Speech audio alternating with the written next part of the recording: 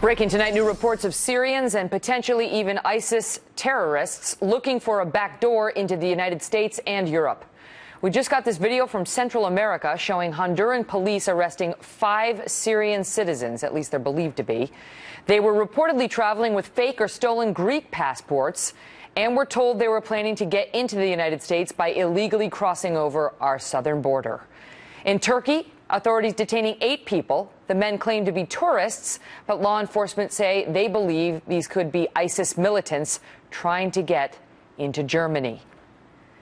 In Jordan, King Abdullah created a stir yesterday when he suggested we are now facing World War III, and we must act together and fast. The Pope said the same earlier last week.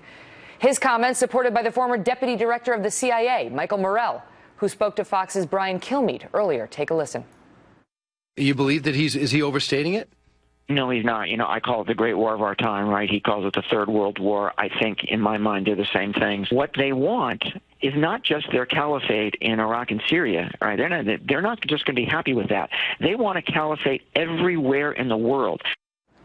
Joining me now, retired Army Reserve Lieutenant Colonel Tony Shaffer, who's a CIA-trained intel operative and senior fellow with the London Center for Policy Research.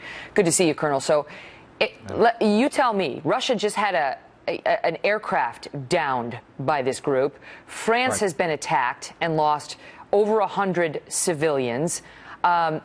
Beirut was attacked 24 hours before Paris was. Obviously, the United States has an interest in defeating this group.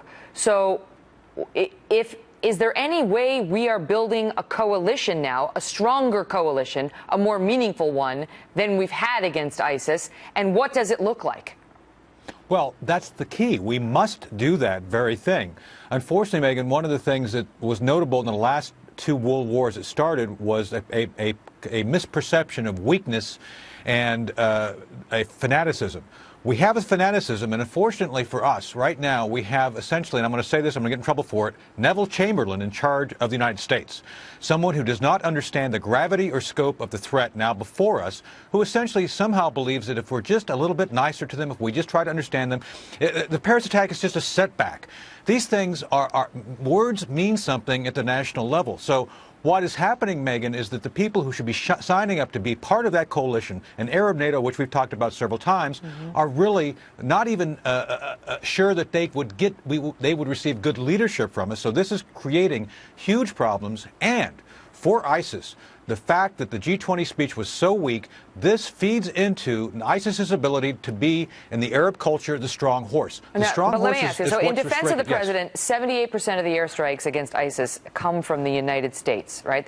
We are doing most of the airstrikes, and President Obama doesn't believe we should have too many U.S. boots on the ground, and many people have said that. And I get it, Arab force. I agree.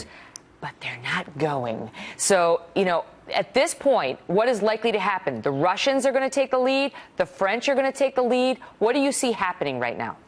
The Russians are taking the lead. They have already moved out. They've been now bloodied by ISIS. You will see them double down, triple down, and going after ISIS targets. But let's remember here, Megan, Vladimir Putin is not doing this to be a nice guy. He's not doing this to help us. He's doing this for long-term control of global oil.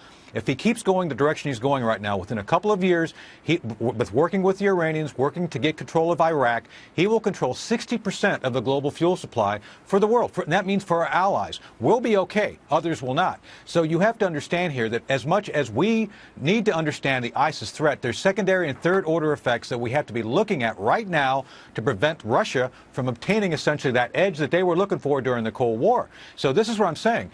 President Obama is not playing this as a chess game. He is actually playing this in such a way he's displaying huge weakness without any plan. And all the components to really push together a great global conflagration is there.